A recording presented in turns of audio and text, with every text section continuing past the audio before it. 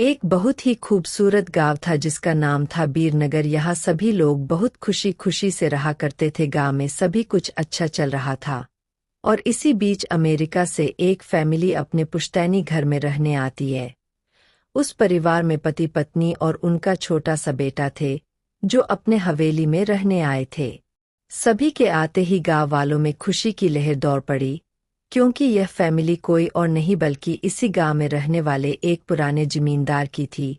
और गांव वाले उनकी बहुत इज्जत करते थे। सब कुछ ठीक चल रहा था, लेकिन अचानक एक दिन इस परिवार के बच्चे की तबीयत अचानक बिगड़ने लगती है। सभी को लगता है मौसम का परिवर्तन हुआ होगा, लेकिन बात तो कुछ और ही थी। धीरे धीरे लड़के का चेहरा नीला पड़ने लगा। चुड़ैल का बदला।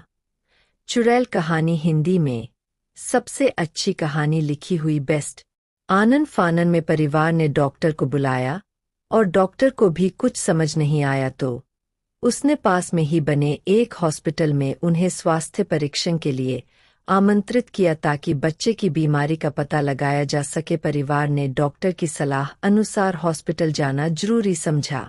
सारे परीक्षण होने के बाद भी कुछ नहीं हासिल हुआ।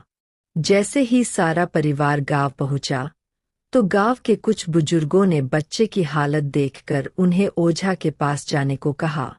आज भी गांवों में पुराने रीति रिवाज के अनुसार झाड़ फूंक करके इलाज करने की प्रथा कायम है।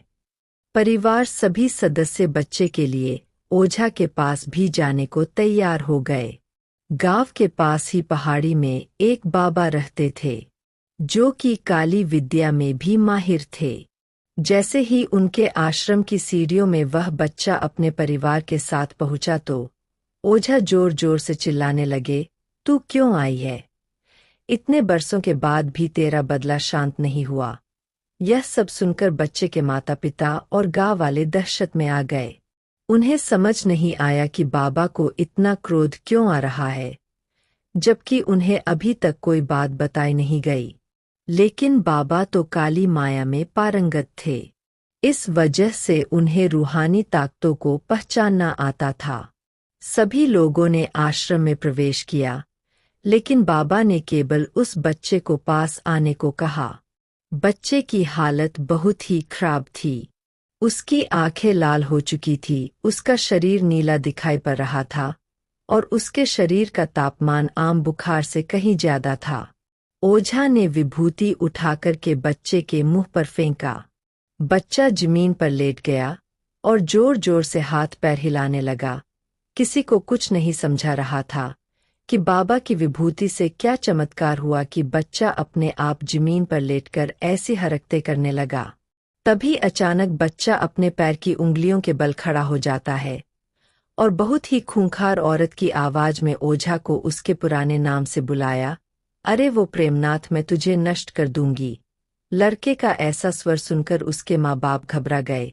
लड़के को इस अवस्था में देखकर उन्हें कुछ समझ नहीं आ रहा था कि ऐसा क्यों हो रहा है। तभी ओझा ने एक मंत्र पढ़कर बच्चे को अपने काबू में किया। सारे गांव वाले ओझा से पूछने लग, बाबा ये सब क्या है? यह बच्चा ऐसा क्यों कर रहा? तभी ओझा ने बताया कि इसके अंदर कोई चुड़ैल आ चुकी है, जो कि आज 70 साल पहले चोरी के आरोप में जिंदा जला दी गई थी। चुड़ैल का बदला। चुड़ैल कहानी हिंदी में सबसे अच्छी कहानी लिखी हुई बेस्ट स्टोरीज। उसे ऐसी सजा देने वाले कोई और नहीं बल्कि इसी बच्चे के दादाजी थे, और वह चुड़ैल अपना बदला लेने इसलिए आई है क्योंकि वह गर्भवती अवस्था में जिंदा जली थी और उसके कोख में पल रहा मासूम बच्चा भी जल गया। इसी वजह से वह उस वंश बच्चे को भी दर्दनाक मौत देना चाहती है ताकि उसका बदला पूरा हो सके। ये सारी कहानी जानने के बाद उसके परिवार वाले ओझा के सामने गिड़गिड़ाने लगे और अपने बच्चे की जान की भीख मांगने लगे। तभी ओझा ने अपनी घोर तपस्वी शक्ति से मंत्रों के उच्चारण के साथ उस चुड़ैल को मासूम बच्चे से बाहर निकाल दिया और कुछ ही क्षणों में बच्चा सामान्य हालत में आने लगा। सभी को लगा कि सब कुछ हमेशा के लिए ठीक हो गया, लेकिन यह तो एक शुरुआत थी।